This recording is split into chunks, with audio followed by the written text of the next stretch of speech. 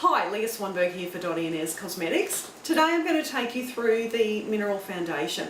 This is a powder foundation that contains all of the beautiful minerals, sunscreen, titanium dioxide, zinc oxide, also amazing healing ingredients like kaolin clay and silica. And Dottie Inez really is as much about what is also left out of the formula, and that is fillers and known irritants to the skin, such as bismuth oxychloride. And if you have been someone that's very sensitive and prone to reaction, that can sometimes be the ingredient to do that.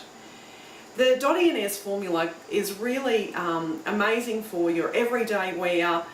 You can live your life in it. You can go to the gym, it's sweat and water and heat resistant. The silica in the product helps to absorb oil and perspiration.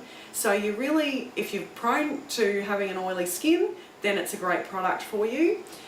And the kaolin clay is amazing for its ability for healing and soothing the skin. So if you're acne, rosacea, sensitive prone skin, then you can definitely benefit from using the Mineral Foundation from Dottie Inez.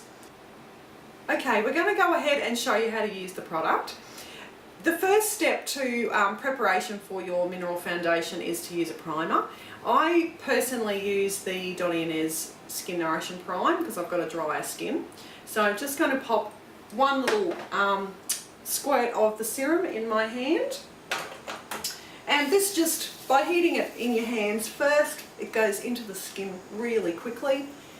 I just massage that everywhere, and a little bit down on my neck and backs of the hands. Always do that. Our next step, a really important part of your Mineral Foundation is having a really good brush, and the flat top brush that we have with Dottie Inez is a synthetic fibre, so you don't have any issues with irritation or sensitivity reactions to, like you might from the animal hair brushes.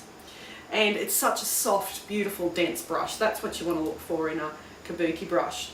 So I've actually just tipped product into the lid from your container. Just shake it upside down when you're using, when you go to use your foundation. And we're going to work from the lid with your kabuki brush, just patting into the lid. I always dust off excess, make sure you don't get too much product. And then we're going to start buffing it into the skin. Now this is something that I can do without a mirror. I do have one in front of me, but it's very easy to apply even without a mirror. And you just buff it all over the face first. You want to get your first covering, and then you can come back and do extra coverage depending on what you need. And I always like to work down a little bit more product through the center of my face. Cover the whole eyelid area because that's your base for your eyeshadows. I always get a bit red around the nose from hay fever, so I just always buff in there and the chin. Now, a little trick that I like to do, and you can do this before or after your foundation, it doesn't really matter, but you can actually use your Mineral Foundation as your concealer. And how you do that, you just need one little extra little brush, so a nice little, like a small concealer or small foundation brush. I'm just going to, you'd normally be doing your makeup in your bathroom, so you can just wet your brush in the sink, or from the tap I should say. I'm just getting a little bit of water on my brush here. I'll just pat the excess off on the back of my hand so it's not too much, and then take a little bit of product from your lid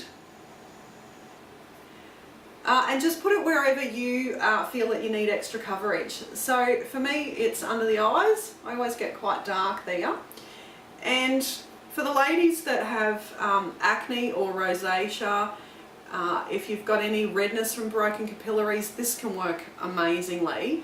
I always get red around the nose, so a little bit of extra there is always good. And you can then just finish and buff over your foundation once that dries. And that's as easy as it is to finish your foundation.